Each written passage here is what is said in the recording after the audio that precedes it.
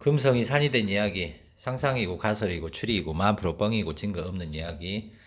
소화가 되시는 분, 컨셉을 이해하시는 분만 들으십시오. 금성산입니다. 시즌 12구 72번째 이야기, 평양.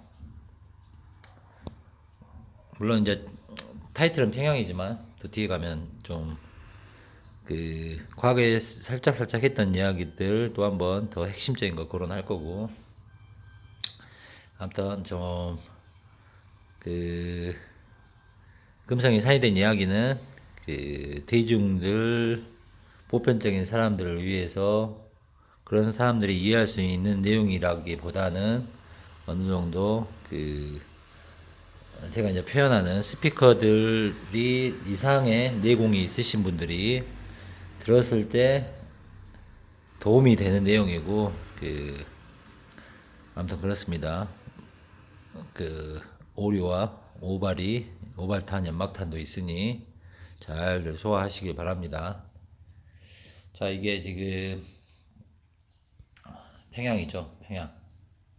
과거 평양사전. 평양 사진들. 평양. 물론 이거 이제 1900년대 초에 찍힌 사진들이고. 자, 평양 하면 뭐 고조선 수도 왕검성, 뭐 한사군, 낙난군, 고구려, 신라와 당나라 연합군에 의해 고구려가 멸망당한 곳, 또 이렇게 등장을 하는 겁니다. 그리고 이게 이제 인터넷에 또 떠돌아다니는 평양 사진 중에 또 하나이고. 자, 고려 시대에는 서경으로 불러 중요시 되었고 황폐해진 평양을 부흥시켰다. 1136년에는 고려 인종에게 묘청, 정지상, 백수환 등이 서경 천도론을 건의하여 추진되었으나 김부식을 중심으로 한 몽골귀족의 반발과 민심의 이탈로 중지되었다. 고려 말기 신돈이 공민왕에게 평양으로 수도를 옮길 것을 건의했지만 받아들여지지 않았다. 물론 이제 이게 지금 아메리카판에서는 우리가 이제 주 포인트를 지금의 한반도의 포지션, 물론 일본도 이거 교차되는 부분이 있지만 이 동북부의 포지셔닝을 13도에 맞추는 거고, 이건 시즌 1을 어느 정도 보시면 정리가 되는 내용이고. 그러니까 이제 여러분들이 이해하시기 시즌 1은 북아메리카 또는 이제 북아메리카, 물론 아메리카 대륙을 또 이야기했지만 북아메리칸 기반에서의 어떤 조선이 됐건 고려가 됐건 또 괴상의 삼국시가 됐건 이 판을 이야기하다가 시즌 거의 82편이 완료될 때 결국 동아시아의 한반도의 개념은 동부 13도구나, 또 한반도 옆에 있는 중국이란 개념, 이런 개념은 동부 13도에서 미시시피 중부 또는 이제 서부의 이런 맥락이구나라는 것을 쭉 여러 각도에서 이야기를 한 거고, 지금은 이제 시즌 X고 또 그동안 많은 이야기를 했고. 아무튼 그러면 동부 13도의 서쪽이 평양의 방향성을 둔다는 가설이겠죠. 자, 그리고 이게 현재의 평양이고, 자, 이렇게 평양 사진이고, 많이 뭐 이제 이게 좀 약간 말레이시아 빌도 나고, 이건 약간 우리 흔히 말하는 피라미드 빌도 나고 일루미나트 빌도 나고 뭐 그런 겁니다. 자, 그러면 평양은 여러 간단한 양력이라고 표현을 해야 되나? 평양 전투가 있었고, 백제가 고구려의 평양성을 공격한 전투, 백제 승리. 668년 평양 전투, 나당 연합군이 평양성을 함란시킨 전투, 고구려 멸망하다. 1135년 평양 전투, 묘청의 난, 서경. 1592 평양 전투, 임진왜란, 조명 연합군이 탈환한 전투. 1894 평양 전투, 청일전쟁. 1950 평양 전투, 한국전쟁. 물론 이것을 지금의 우리의 프레임에서는 한반도 북쪽의 평양에서 이 모든 사건이 일어났다라는 걸로 정리가 되어 있는 거다. 그리고 뭐 이제 임진왜란에서 이렇게 평양 전투가 등장을 하는 거고, 그 평양성은 저번에 이야기 한번 했듯이 지금 이게 평양성이 있는 동선이다. 모란봉, 을밑대, 능라도, 대동문, 보통문, 평양. 이 평양성 이야기는 그 시즌 X의 14편 대동강 편의 부병루, 모란봉, 을밑대 편에 보시면 그 대동강의 평양이 어디였느냐 라는 것들을 이해하신 분들은 더 이번 편이 그 편을 좀 어떻게 보면 연결시키는 부분들이 핵심이 있다. 이제 신시티가 등장하는 거고, 부병루, 금수산, 모란봉 12세기로 대동강 맑고 푸른 물 위에 떠 있는 듯한 정자라는 뜻의 부병루다. 대동강의 맑고 푸른 물 위에 떠 있는 정자, 부병루. 자, 부병루란 개념은 예전에도 이야기했지만, 여러분 요즘에 바다가 있고 이쪽에 호텔이 있고 호텔 위에 수영장이 있고 수영장에서 바다가 보이고, 또 싱가포르의 마리나 베이 샌즈 호텔에 빌딩 위에 이 배 위에 있는 풀장 개념이 결국은 부병루의 현대적 개념이다 라는 것을 이 시즌 X14 이야기했고, 대동강의 위치가 어디였는지를 이야기했습니다. 대동강의 위치는 물론 이게 오하이오 강이고 신시내티다 이야기를 했습니다. 물론 이것을 이해하시는 분들은 오늘 편도 더 이해하기 쉬운 거고, 이게 무슨 개소리다냐 하고 이해하지 못하는 사람들은 그 이해를 못하는 더 안드로메다급 내용이 오늘 나오기 때문에, 그 금성이 사이된 이야기는 시즌 1부터 거꾸로 보시는 게 초심자들에게는 그나마 소화하는데 이해하는데 조금이나마 도움이 될 수 있는 내용들이다. 자, 신시내티는 또 이것도 잘 보면 우리가 시카고처럼 이것도 약간 시내티. 자, 이것도 예전에 한번 이야기인데, 이게 나치가 나오는 거고, 이제 이 신신이 우리가 이 신이냐, 응? 뭐 신이냐, 뮤냐, 뭐 이런 것들은 그런 향기가 난다. 이제는 그 정도로만 이야기를 하면 무슨 이야기인지를 아실, 즉 신시내티라는 이 이름 자체도 그 우리 흔히 말하는 서경, 동경, 뭐 중경 이런 개념의 도시일 수가 있다. 그래서 금성이 사이된 이야기에서는 신시내티가 물론 평양이고, 이 한때의 평양이고, 또 이게 과거로 올라갈수록 또 평양은 많이 이동되지 않았겠느냐 하는 이런 맥락이 있고, 언제나 말씀드린 북아메리카판에서 오디오 중심 큰 영역에서의 이 밑에 쪽에서 남부, 북부 이 왕래의 개념이 동아시아판에서 한반도 옆에 중국의 하나의 명나라가 밑으로 떨어지면 남명, 송나라가 밑으로 떨어지면 남송, 이런 개념에 존재할 수밖에 없는 상황일 거다. 전쟁이다. 뭐 제국이 멸망한다. 이랬을 때 이동적 개념이 존재하고, 그런 맥락에서 비슷한 패턴들이 존재했고, 그를 과거에 비슷하게 기록을 했을 수 있고, 아무튼 그랬을 때 지금 그 대동강을 제가 이제 대동강을 쉽게 설명할 때 언제나 말씀드리는, 미시시피강을 오디오하고 뉴올리언즈하고 이랬을 때 이쪽이 서쪽, 이쪽이 동쪽. 그러면 동쪽에서 가장 큰 강이 무엇이겠느냐? 물론 동부 13도에 있는 강의 성향과는 다르겠지만, 이 미시시피강 줄의 중간 이 영역에서의 동쪽에서 가장 큰 강은 오하이오 강이다. 그리고 북쪽 개념이 있다. 즉 한반도라는 개념이 북한의 판에서 미시시피 강의 이쪽으로 대동이다. 그래서 오하이오강이 대동강이고 신시내티가 평양이다.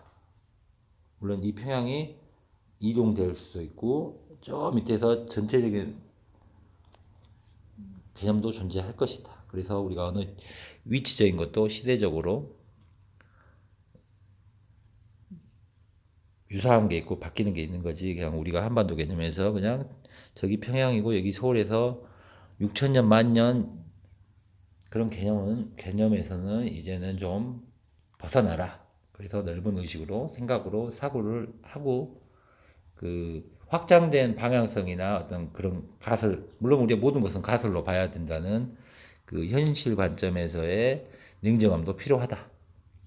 가설에서, 즉 가설은 맞고 틀리고 증거할 수 있고 증거할 수 없는 논쟁을 벗어나는 방향성이고, 결국은 여러분들이 가지고 살았던 한반도라는 또는 어떤 기록이, 이 시대가 주는 기록적인 것들이 절대적 진리라는 가치 자체에서 벗어나는 것만을 해도 많은 의식의 진보이다. 이런 개념들이다. 라는 거고, 이런 것들을 다른 방향성을 보면서 멍청한 생각들을 머릿속에 또 주입을 해서 그 더 많은 쓸데없는 것들에 휘둘리지 말아라. 또 그런 것들을 이야기하는 스피커들에게 또 그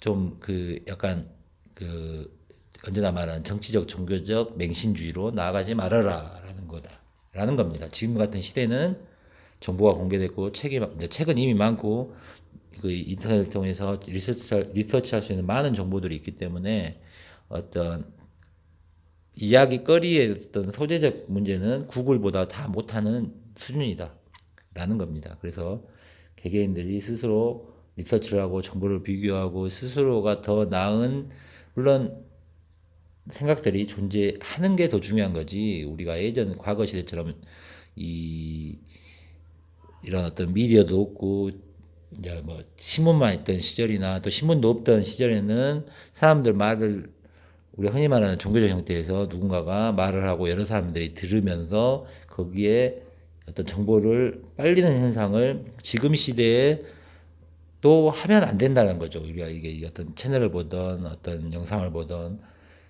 그것은 단편, 보는 사람 입장에서의 중심에서 어떤 채널들의 한 가지이고, 그 가지들이 됐건 스스로 구글링을 하든 스스로 리서치를 하든 스스로 책을 보든 스스로 명상을 하든 그 많은 정보를 결국 자기 스스로가 의식 속에서 어떻게 재해석하고 바라보고 나아가느냐의 그것들을 본인이 중심이 돼야 되는 거지, 과거 시대의 어떤 형태처럼 이 인터넷상에서도 그냥 스피커들의 그 스피커 맹신주의에서 벗어나라 라는 겁니다.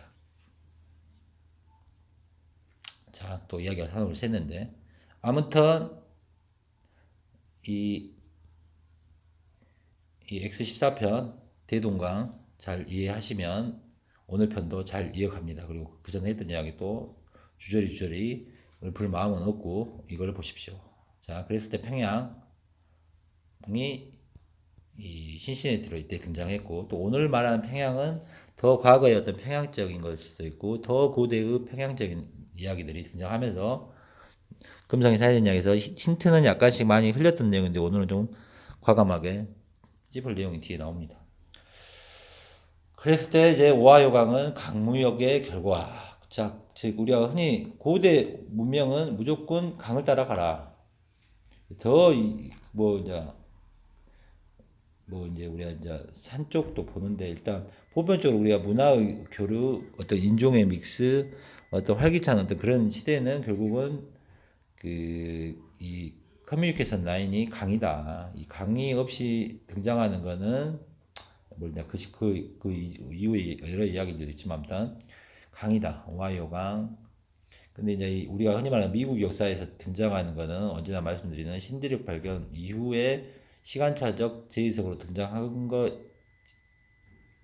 것이지, 그 1800년대, 1700년대 이전에 어떤 거점적 지리적 역할은 우리가 한반도 사이에 됐건 중국 사이에 됐건 또는 그 유럽 중동으로 간 고대사 부분들에 가고 밀접한 관계가 있을 수밖에 없다라는 가설 금성이 사는 이야기 가설을 동서양으로 나눠지기 전에 그 무대의 운동의 기록의 충돌의 무대가 과연 어디겠느냐 오리지널 그게 결국은 아메리카를 바라보는 것다는 것은 간단하게 신대륙이라는 것들에 대한 그 사기성 그 프로파간다성이 강한 것들을 빼버리면 당연한 기초적 초등학생도 생각할 수 있는 사고적 전환이 아니겠느냐. 하지만 많은 사람들은 신이 있다 없다 있다 이런 논리부터 해서 아주 간단한 부분에 있어서의 그 의식적 벽을 넘어가지도 못하게끔 이미 되어 있는 거다.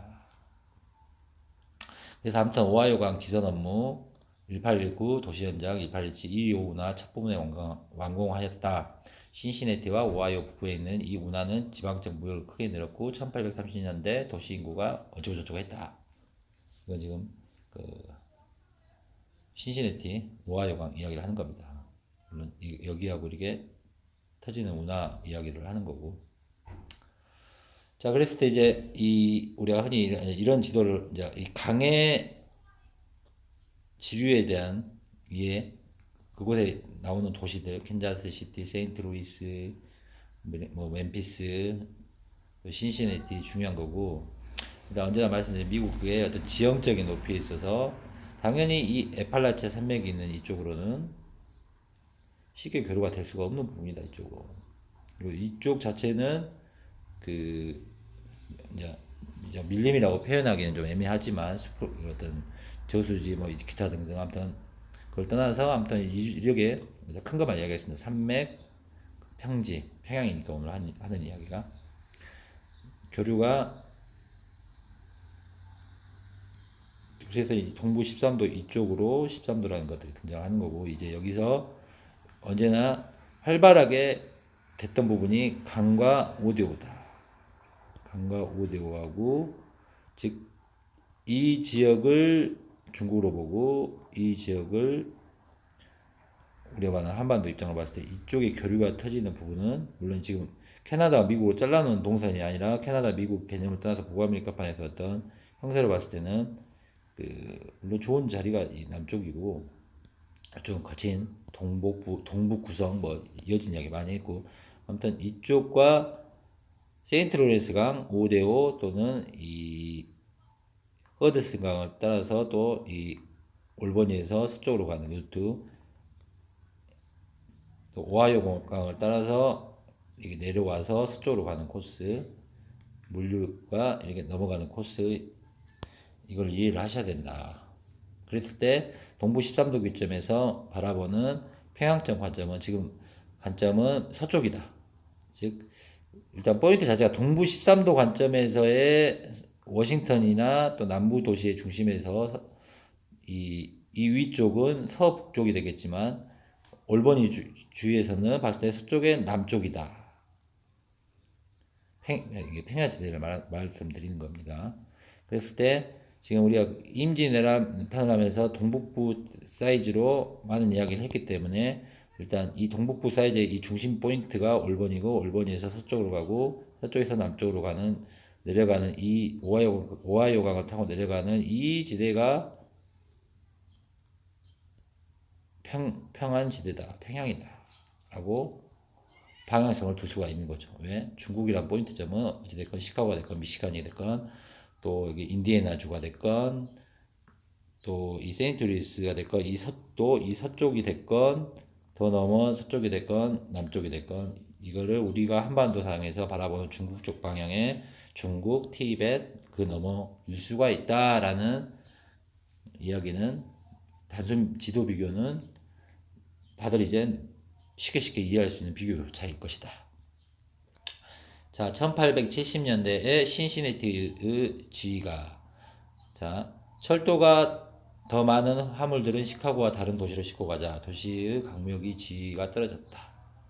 1888년 신시내티는 도시정부가 지은 신시내티와 사우던 레일웨이가 체테누카에 도달하자 도시의 남부 시장을 회복하였다. 신시내티에 관한 내용이고, 신시내티와 철도가 더 많은 화물들은 시카고와 다른 도시로 싣고 가자. 지금 신시내티 이야기하다 캡처 받았는데 제가 뭘 설명을 철도 이야기 하려고 했구나. 철도. 자, 그 과거에는 철도하고 지금 비행기, 자동차, 도로, 철도 이전에는 그 항해 시대, 그러니까 배의 어떤 거리, 이 이전에는 강을 따라 오디오를 따라 물류가 갈 수밖에 없는 거고, 이 물류가 가는 곳에 결국은 도시가 개발되는 거고 사람이 사는 거다. 그랬을 때 이제 철도 이야기가 나옵니다.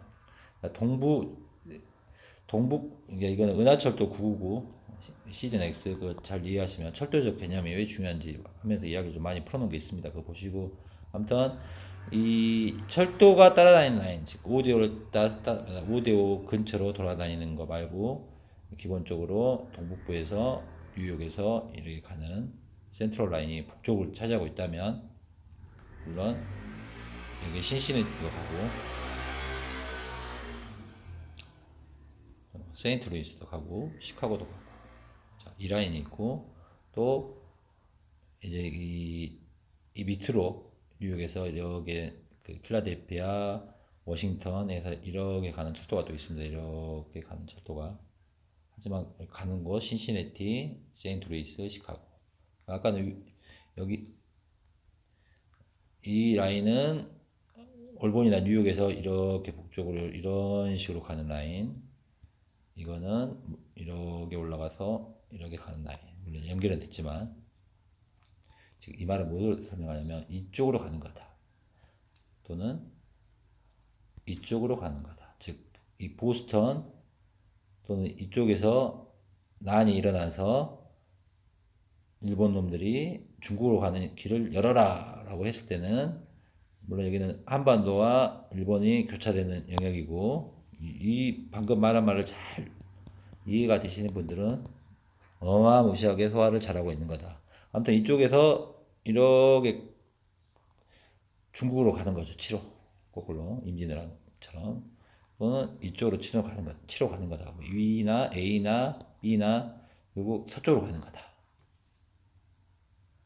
그랬을 때 평양성 전투가 일어난 평양이, 물론 이제 동북부 관점에서 또는 이 올버니 관점에서 이 북쪽과 서쪽의 평양적 위치는 우리가 한반도 개념으로 봤을 때는 일본이 이렇게 올라가는 게 돼서 우리가 이쪽에서 평양을 봐야 되겠지만, 이게 평양적 요소가 갖고 있는 것은 몬트리올적 성향이 있지만, 이제 대동강을 오하이오강이나 세인트루이스 강을 봤을 때 이 A냐 A-냐 원이냐 뭐 이런 교차도 존재하지만, 지금은 이렇게 오디오 밑으로 지금 이야기를 하고 있는 겁니다. 그랬을 때 그 임진왜란 그 이전에부터 이 동북부 또는 동부 13도 남쪽 지역에서 봤을 때의 평양적 위치는 결국은 동부 13도 관점에서는 이쪽이겠지만, 동북부 관점에서는 한반도 기준으로 이 북쪽으로 봤을 때는 이 위쪽이겠지만, 금덩이 사진 이야기에서 보기에는 이제 동부 13도가 됐건 동북부가 됐건 뉴욕이나 얼버니 중심 또는 그 필라델피아 중심, 이 중심에서는 또는 버지니아 중심에서는 이 오하이오 강을 타고 가는 라인의 도시가 우리가 한반도상의 대동강의 평양적 위치하고 비슷하지 않겠느냐.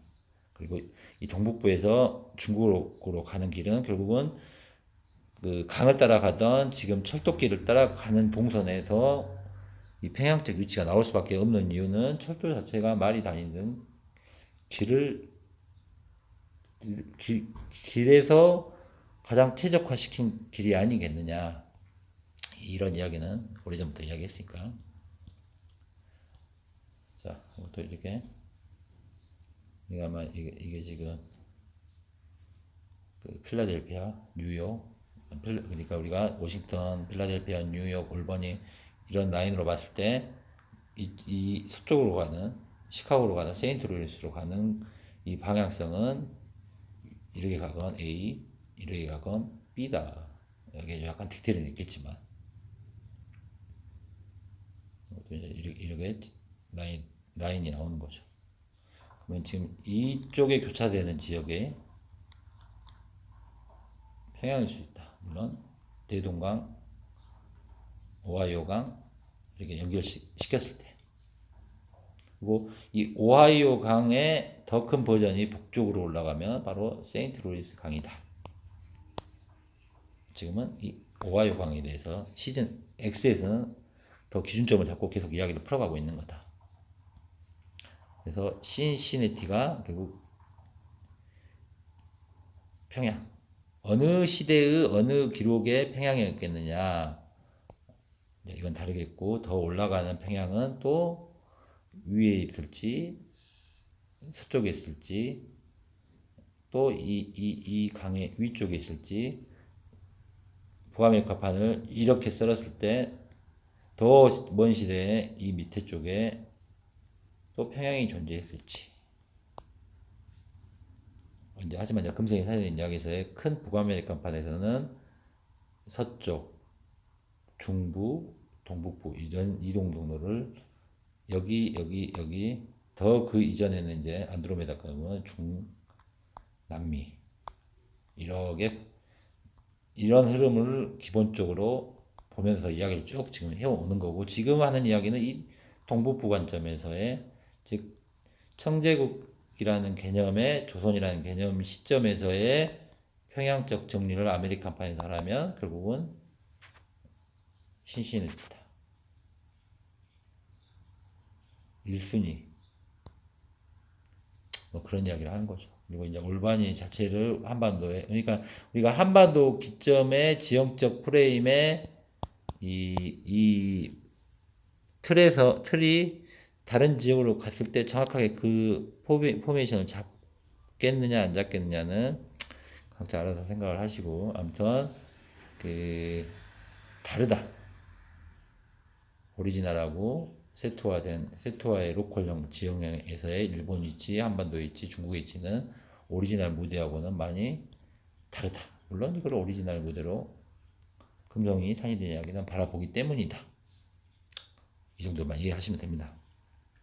그랬을 때 미국사, 유럽사에 등장하는 프렌치 인디안 전쟁이 1754, 1763에 등장한 거고, 유럽에서는 7년 전쟁이 일어나고, 이런 7년 전쟁이 비슷한 게 임진왜란의 7년이고, 또 종교적으로 7년 대환란이고, 뭐 그런 맥락을 많이 이야기했습니다. 북아메리카 대륙의 오하이오강 주변에 인디언 영토를 둘러싸고 영국과 프랑스 식민지 쟁탈 전쟁이다. 이것도 결국은 오하이오강이다. 오하이오강. 이런 식으로 아메리카사의 어떤 전쟁 역사적 해석을 수 있고, 아메리카판 역사의 어떤 운동의 충돌의 거점적 무대도 결국 오하이오강이 등장할 수밖에 없는 거다.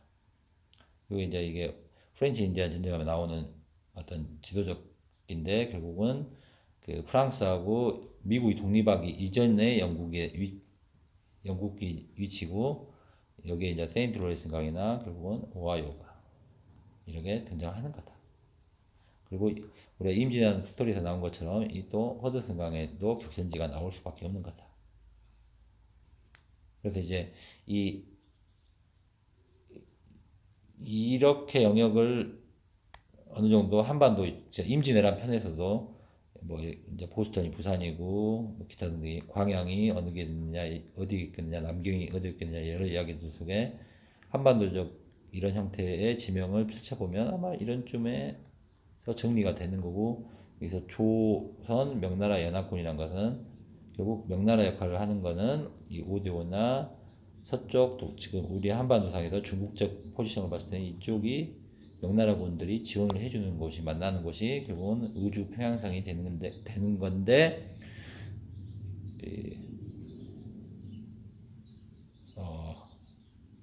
일단은 이 오하이오강의 신시내티 쪽을 평양이고, 실제 이쪽에서 반란이 일어나서 이 반란군들이 중국으로 오는 동선으로 봤을 때 막을 수 있는 포인트점이 과연 조명연합군이 막을 수 있었던 방어 라인이 어디였겠느냐는 거꾸로 이 동북부에서 출발하는 오디오나 세인트루이스로 가는 철도 라인을 따라가다 보면 결국은 막아야 할 거점적 위치가 등장하는 것이고, 이게 기록적 한반도 기록적에서 평양성 전투가 됐건 고구려 백제 전투가 됐건 그 위치가 나오지 않겠느냐. 그러면 그냥 어림잡아서도 교차점은 이런 쪽에서 나올 수밖에 없다라는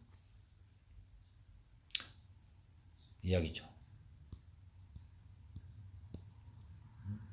이런 쪽. 물론 이제 이쪽도 좀 포함되고. 근데 이거를 동부 13도 관점에서 봤을 때는 딱 맞는 거죠. 북쪽이. 이제 프렌치 인디아노가 등장하면 세인트루이스강, 허드슨강, 오하이오강. 그리고 이제 오디오도 등장을 하는 거고. 자, 켄터키주.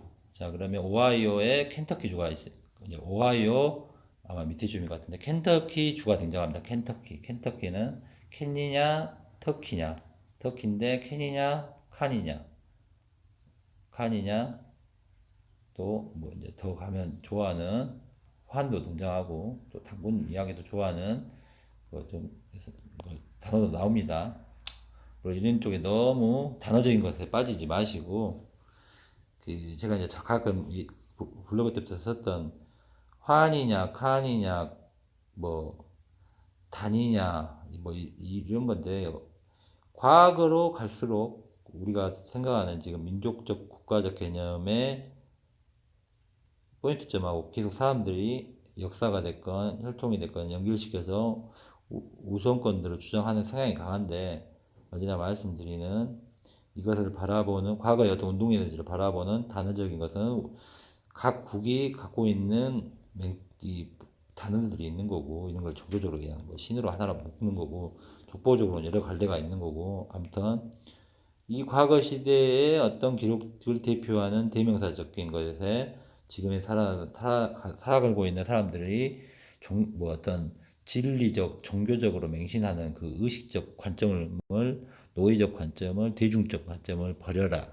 모든 것은 중심적 관점에서 과거의 기록을, 운동 에너지를 대충 어떤 것들이라는 것을 이해하면서 현재의 흐름이나 과거의 방향성들을 개척하려고, 똑똑해지려고 이런 리서칭을 하는 거고 의문을 갖는 거지, 뭔가를 맹신할 주제를 설정하기 위해서 쫓아다니는 에너지들이 너무 많은 게 현실이고, 그게 너무 많은 거기 때문에 결국 이 현상계는 이런 시스템, 질서가 필요하고 그냥 휩쓸려 가는 거다라는 겁니다. 아무튼 이 정도까지만 이해하시는 분들은 이게 무슨 소리인지 이해하실 거라 보고, 아무튼 켄터키주가 등장합니다. 켄터키주는 원래 버지니아 일부였고 1792년 버지니아 독립했고, 웨스트 버지니아, 남쪽 테네시주, 서쪽 미주리주, 북쪽은 일리노이주, 인디애나주, 오하이오주가 접하는, 즉 이 터키. 우리 터키 하면 돌고리고, 실제 지금 터키는 이 이스탄불, 이스라엘, 시리아, 이란, 이라크, 즉 오스만 제국 등장하는 거, 터키가 있는 겁니다. 얘가 우리가 흔히 말하는 돌고리라고 하고 고구려의 형제라고 하고, 그래서 이 아시아의 한반도하고 히말라야 산맥 중국을 넘어서 뭐 터키가 이렇게 이동을 해서 터키가 한국하고 형제 나라에서 6.25에 등장을 하고, 뭐 이쪽 기록이나 과거적 기록에서는 이 연합적 개념이었는데 뭐 이제 이런 게 등장한 거, 이건 다들 아시는 거니까. 그래서 터키가 오리지널이 뭐 켄터키다 이런 말이 아니고, 이 켄터키의 터키주하고 이 터키하고 관련이 있는 거다, 이제 그 이야기를 하는 겁니다. 즉 그 돌궐, 뭐 이제 이게 뭐 요즘에 이제 돌궐 뭐 만주어 등장하면서 막 많이 등장하는데, 이런 거는 좀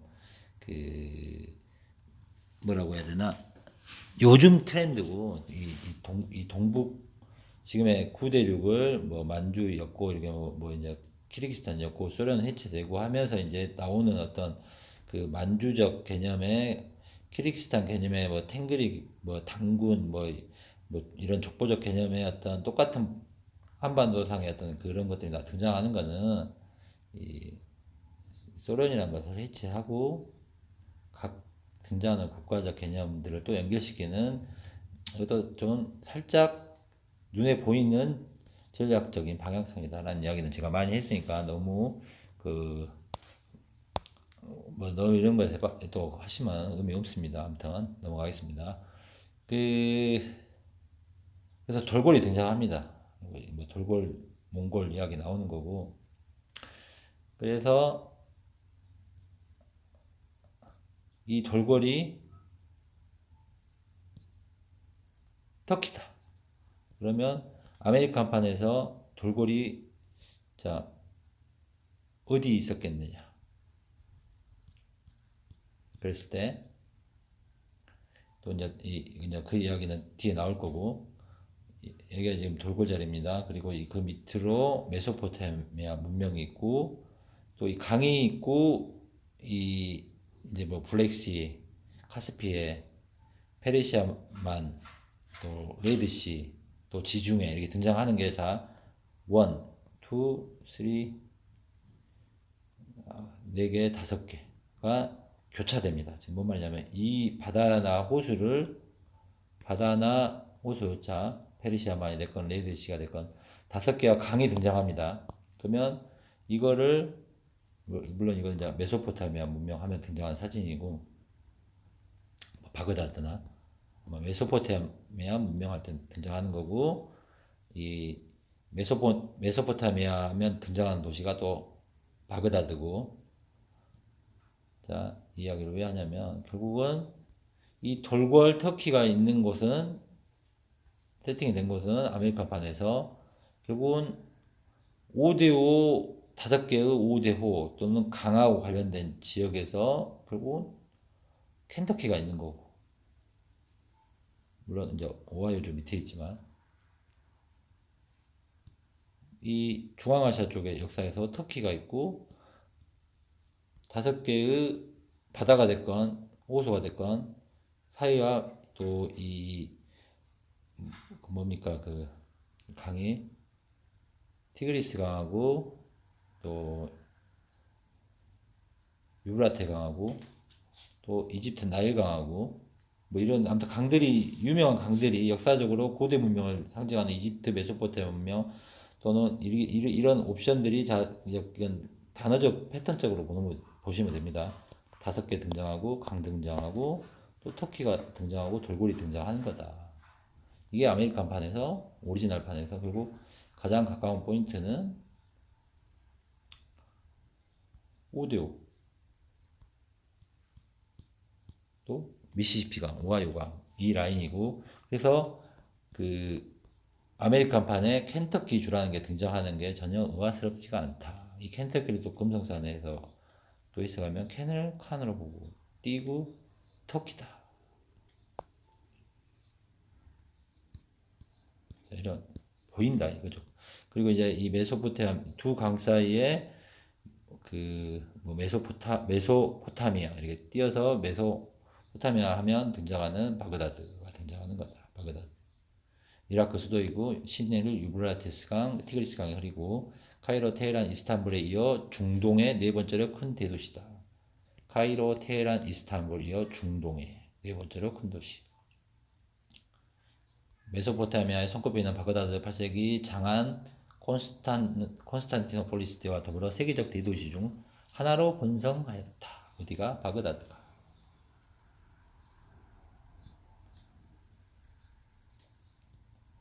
자, 이게 이제 뭐 고구려 돌궐 나올 때 등장하는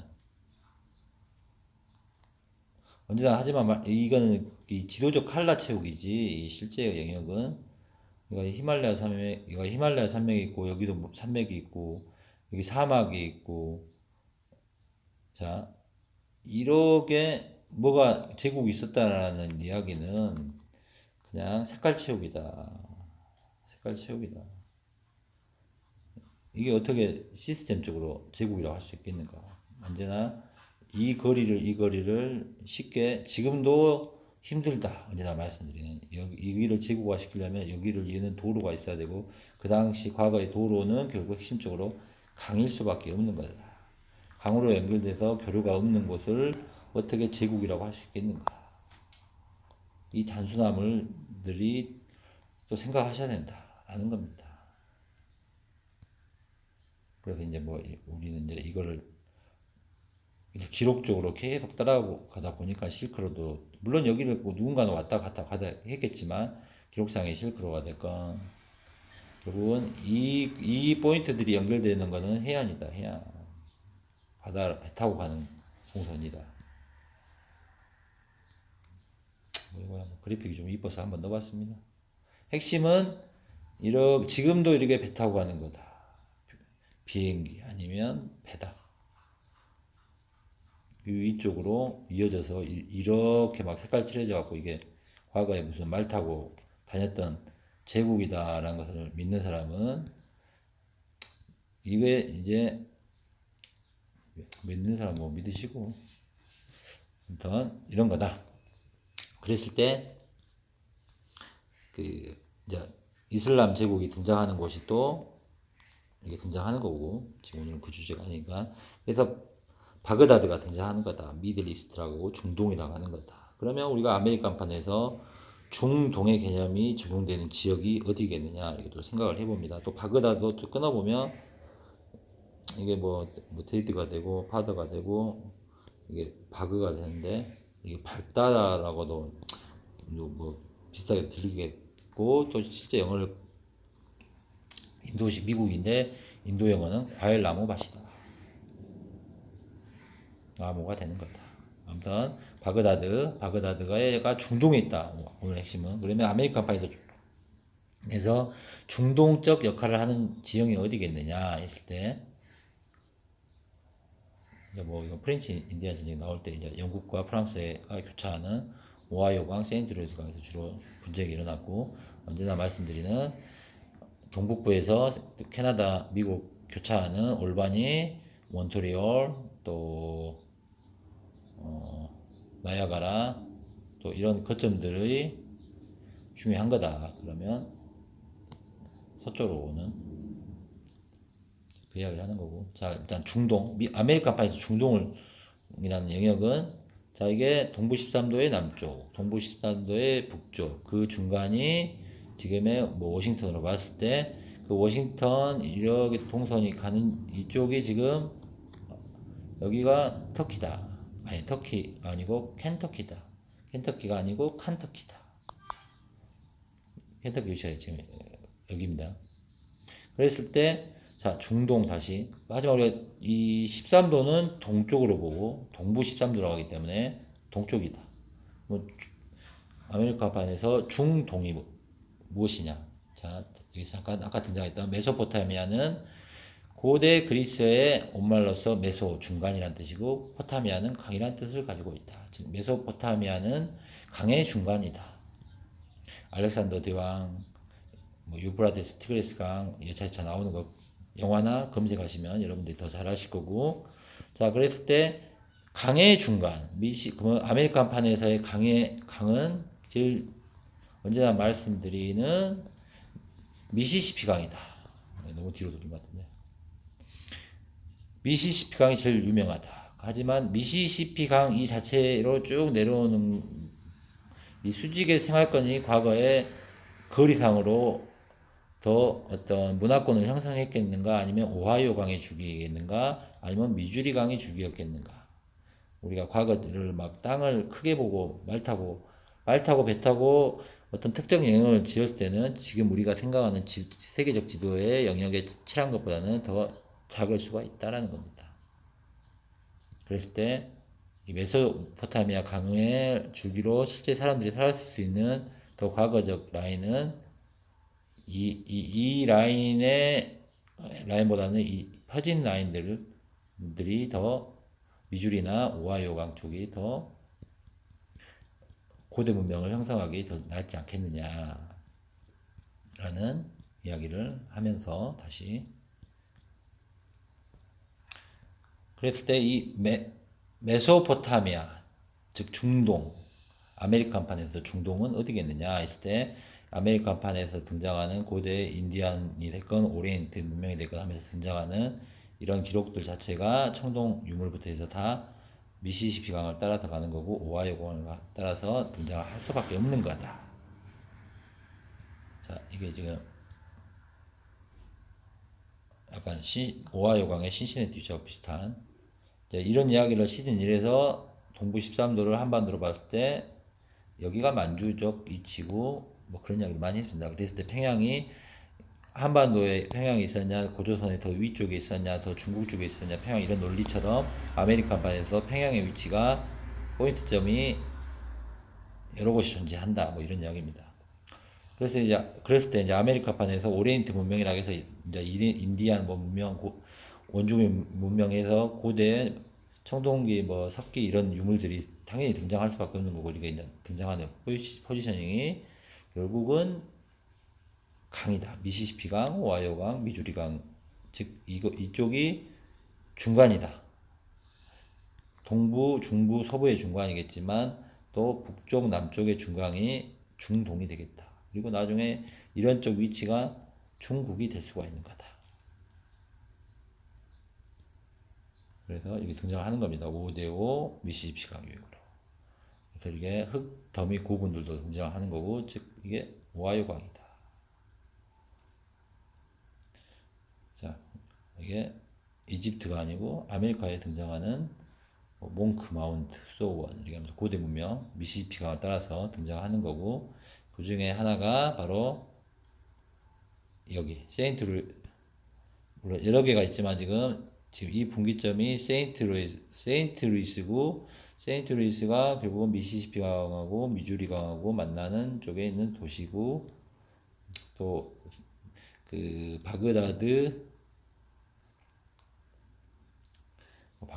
꼭 바그다드라고 표현하면 좀 그렇고 아무튼 세인트루이스가 여기 있는 거고 거기에 고대 문명이 바로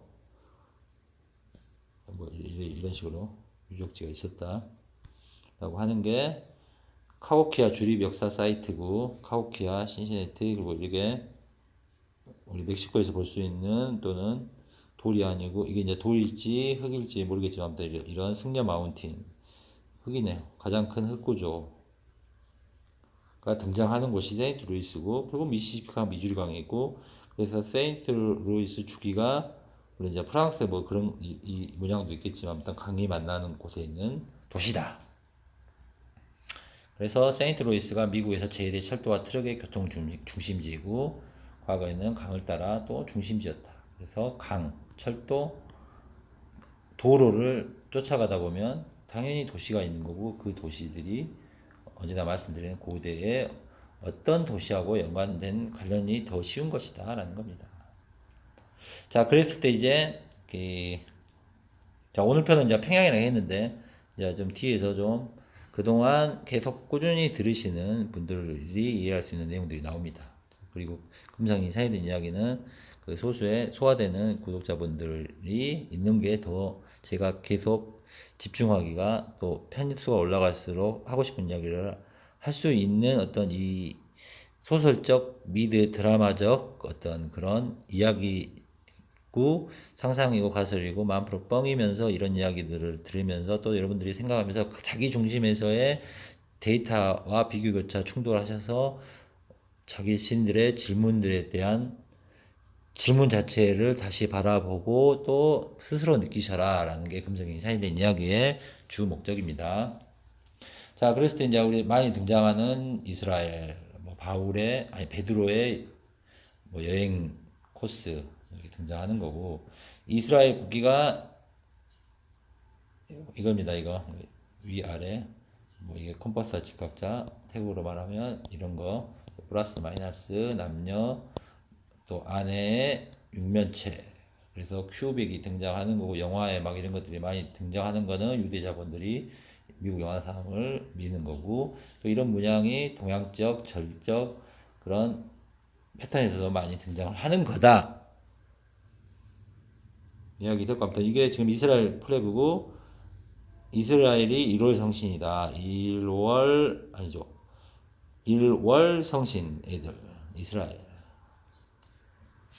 자, 그래서 이스라엘 애들이 시온주의가 있고 지오니즘, 유태주의, 유태, 지오니즘, 팔레스타인 지역의 유대인 국가를 건설을 목적으로 한 민족 운동이다. 이제 이거 지금 시점이죠. 19세기 말부터 시작해서 1948 세계에서 유일한 현대 유대인 국가인 이스라엘 건국하는 데 성공했다. 1948, 1948, 1947 동아시아에서는 한반도가 이거의 패턴적 유사성이 존재한다 이야기를 했고, 그거의 오리지널은 아메리카 동부 13도적 개념이다. 자, 이스라엘은 교차되는 게 이제 역사 대부분 아는 성경책 보면 많이 아는 히브리 이집트 등장하고, 솔로몬 다윗 등장하고, 신바빌로니아 아시리아 멸망당하고 그런 곳입니다. 비옥한 초술당 지대에 알려진 지역이며 가나안 땅이라고도 불려요. 가나안. 제가 이제 이 가나안의 비유를 동북부 13도로 비유하면서 약간 가야적 패턴 이야기 자주 했습니다. 그것도 생각해 보시고. 자, 그래서 이 이스라엘에 등장하는 터키. 그 다음에 위에가 시리아. 이제 제가 시리아를 블로그에 있다는 신라, 이런 표현을 많이 썼습니다. 그리고 페르시아, 백제, 페르시아, 이런 이야기 많이 했고. 그리고 이제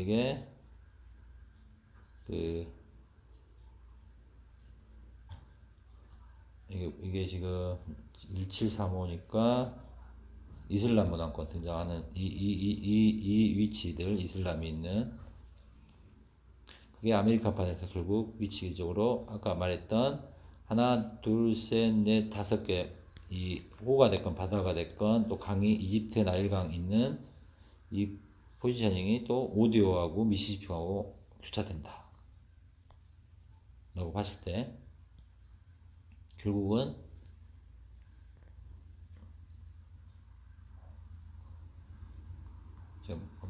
잠깐만, 이스라엘이 등장하는 거고, 이 아메리칸판에서의 이스라엘이 있으면 어디였겠느냐, 지금 오늘 그 이야기를 하려고 합니다. 그랬을 때 처음에 등장했던 평양, 아메리칸판에서 평양적 의미는 결국 이쪽이다. 그래서 이 오하이오의 어떤 이 심볼, 이게 좀 평양을 상징하는 느낌이 저는 개인적으로 들어서 이건 올린 거고, 오하이오 강이고 태양이 뜨고 곡식이 있고, 평양은 오하이오주 대동강, 오하이오강 이 라인하고 관련된 곳이 평양이다. 어느 시점에서. 그리고 이게 이제 시카고 플래그입니다. 시카고 플래그를 보면 결국 이 별의 모양은 디자인이 다르겠지만 결국 이스라엘이고, 이 패턴이 유사하다. 예전에 한번 이야기했고, 결국은 이게 이유는 아니지만 이런 유사 패턴이 등장하면서 금성이 사회된 이야기에서 보기에는 이 바로 시카고와 이스라엘 오리지널 포인트 중에 하나다. 그리고 이 이스라엘적 의미를 제가 동부 13도 5대5 이야기하면서 동부 13도에 이스라엘이고, 이 이스라엘 중심이 워싱턴이고, 이건 새로운 거고 뉴고, 이거를 한반도 역사로, 일본 역사로 보면 서쪽에서 동쪽으로 간 천황의 천도이고, 그러면 이 서쪽의 포인트를 잡고 있던 곳이 시카고다. 이 시카고가 결국 또 이 이스라엘하고 관련된 위치다.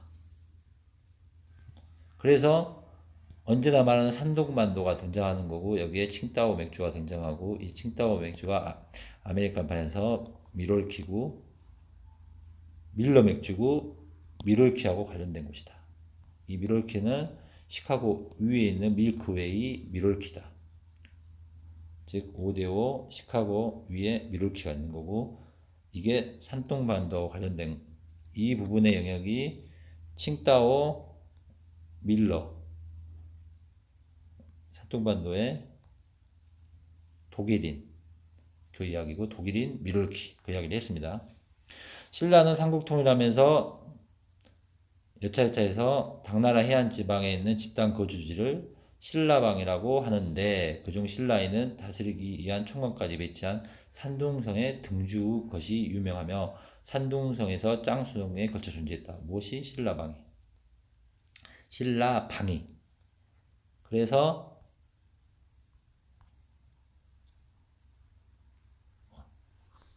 페이지 넘겨야 되는데 이 산둥성에 신라방이 있는 거고 이 산둥성 위가 북경이고 북경의 역할을 또 금성이 사회정에서 자주 이야기했던 곳이 시카고고 친화고고 나치고고 이 산둥성에서는 철일과 동해 산지이고 뭐 서주 연주 생산량의 10% 산둥성은 이제 이건 중국 역사적 기록을 바탕으로 하는 겁니다. 즉 아메리칸판에서 지금의 동아시아판으로 온 기록에 비해서 산둥성은 철과 동해 산지다. 산둥성은 소금의 상지다. 해주 밀주 중국 전체의 50%. 즉 산둥성의 위치는 아메리칸판에서 결국은 5대5다. 5대5 이 위치에 철과 소금 관련된 도시가 많다. 그 중에 한 명이 디트로이트고 어떤 유사한 곳에 즉 이쪽에 과거에 철과 소금 뭐 동 이런 것들이 모이던 생산이 되던 제주가 되던 근처에 그 광산이 있던 아무튼 이런 곳들의 인력이 당연히 기계가 없던 곳에 사람들이 필요한 거고 사람 노동이 필요한 거고 그 노동이 제국을 완성하는 거고 했을 때 결국은 우리가 흔히 말하는 디아스포라 유대인들이 자주 말하는 흩뿌리거나 퍼뜨리는 그리스어에서 유래한 말 민족이 자이든 타이적인 기존의 사전 땅을 다른 지역으로 이동하는 현상 한자어로 파종 이산이라고도 하고 유목과는 다르며 난민 집단 형성과 관련되어 있다. 난민들은 새로운 땅에 계속 정착해 어차피 아무튼 어찌하던 디아스포라란 말이 유대인하고 관련되어 있는 거고 이 디아스포라하고 관련된 곳이 물론 강제적이건 자주적이건 이 신라방이라는 개념도 산둥성이고 이 신라방적 개념이 결국은 디아스포라고 그 전에 이제 고구려 평양성이 멸망하고 보장왕이 뭐 22만 명 뭐 고구려 민족이 뭐 그런 이야기도 있지만 아무튼 보장왕이 고구려 유민하고 당나라로 끌려간 게 있고 또 다시 평양에 설치한 안동도부에 머무르면서 물론 보장왕이 전쟁에서 하여 당 고종으로부터 사편 태평 이건 검색하면 나온 거니까 지금 시간 없으니까 넘어가겠습니다. 즉 고구려가 망하던 백제가 망하던 유민들이 끌려가서 산둥성 지역 자주 등장 이제 여러 지역 중에 뭐 이정기가 난이 일어나는 것도 아마 산둥성일 거고 그랬을 때 아무튼 금과 소금을 캐고 노동을 하는 인력들이 노동하는 인력이 필요한 곳이 아메리칸판에서는 결국은 이 산둥성 미롤키가 등장하는 이 자, 얘가 위가 미롤키고 밀러 맥주, 칭따오 이거 기억하시는 분은 이해하시고 시카고 미롤키가 등장한 거고 즉 이런 쪽에 철과 소금 이런 생산들이 많은 거고 노동이 필요한 곳이다 라는 겁니다. 그래서 디아스포가 나오고 고구려 유민들이 뭐 이제 1위까지 간 것도 있지만 신라, 고구려, 백제 아무튼 이 산둥성하고 관련된 더 많이 등장하고 한반도 역사에서 이정기, 당나라 이렇게 등장하는 거고 당나라 산둥반도 일대에 15개 주를 다스리던 고구려 출신 장군이다. 즉 금성이 사회된장에서 보기에는 지중해의 지중해 이스라엘 그래서 그 위에 시리아가 있는 거다. 즉 산둥반도의 신라방이라는 칭호처럼 이스라엘 뭐 팔레스타인 이란 이라크 이걸 떠나서 이 이스라엘 포인트에 시리아가 있는 거고 그 중국의 북경 밑에 산둥반도가 있는 거고 여기 칭다오가 있는 거고 여기에 신라방이 있는 거다. 이스라엘, 시리아 그리고 돌궐. 자, 또 여기까지 소화되시는 분만 소화하시고 아무튼 오늘은 여기까지 하겠습니다.